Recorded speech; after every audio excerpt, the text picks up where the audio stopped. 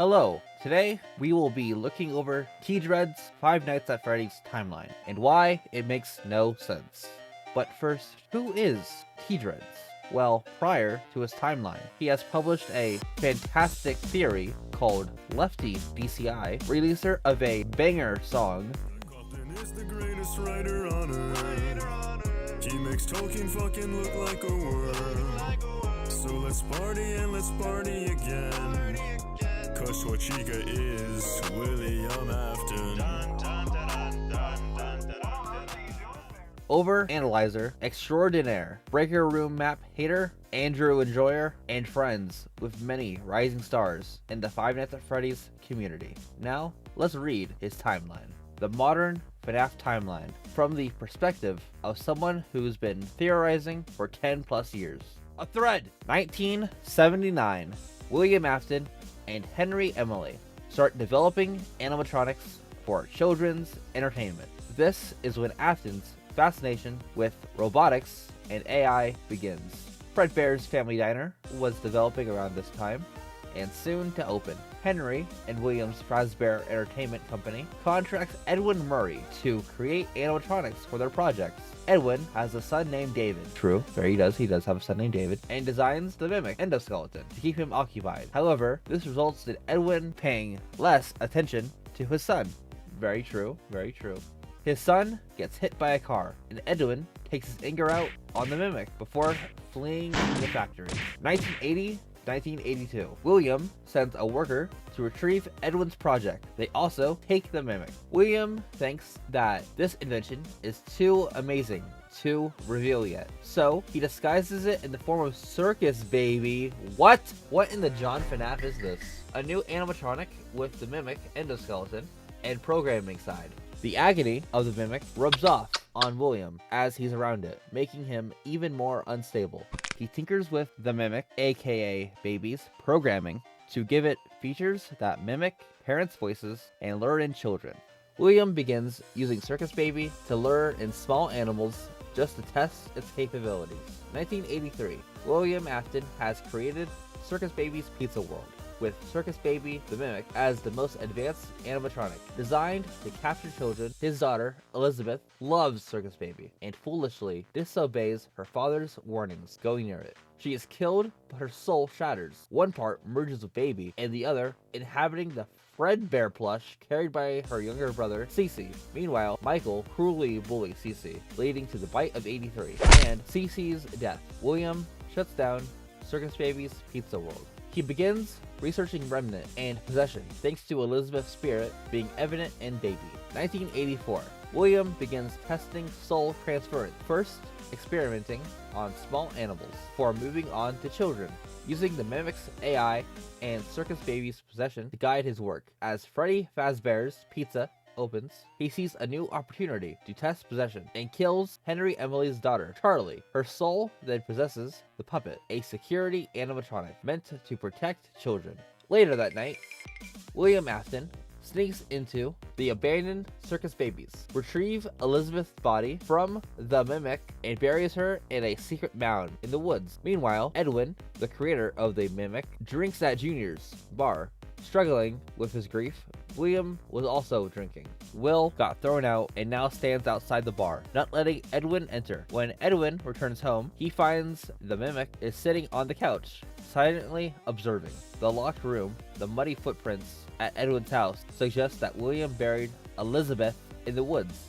Will snuck into Edwin's house, dropped off the mimic on the couch, and drove out the window to run to Junior's and have some beer. 1985.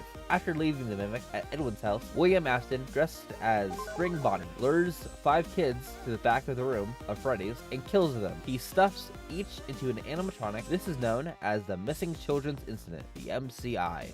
1986. After the first MCI, Freddy's closes. Henry, along with the Fazbear workers, begin to design a safer establishment to keep the business running. 1987 to 1989. In 1987, Fazbear Entertainment opens a new Freddy's location with high-tech toy animatronics. But William Afton returns, kills more children, and their souls possess both the toys. Later, Withered Foxy bites the security guard's head. This is the bite of 87.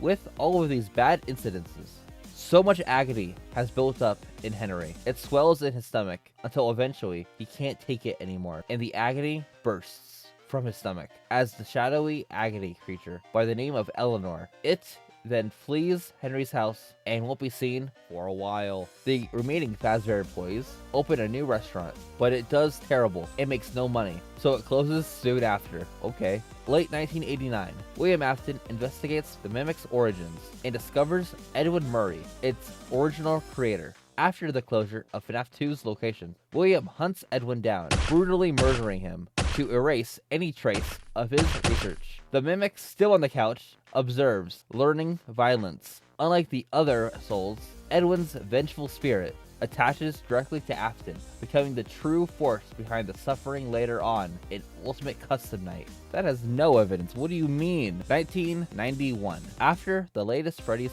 closes, William Afton sneaks back into the abandoned pizzeria to destroy the haunted animatronics to erase the evidence of his crimes. Using Shadow Freddy, he lures the spirits of the murdered children into the hidden safe rooms. He dismantles the suits and removes the evidence. However, Edwin's vengeful ghost follows him to FNAF 1 pizzeria and springlocks him. 2021 to 2023, Springtrap escapes. He hears the Fazbear Frights attraction and decides to recreate it underground for more remnant. Michael, who has just gone through the events of sister location, is kidnapped by William in his sleep. Mike is forced into the underground recreation of FNAF 3. He escapes burning it down in the process. He also burns down the real FNAF 3. 2026, Henry has now recovered from giving birth, designs a way to finally kill William once and for all. He lures the animatronics and Michael to a final pizzeria and burns it all down.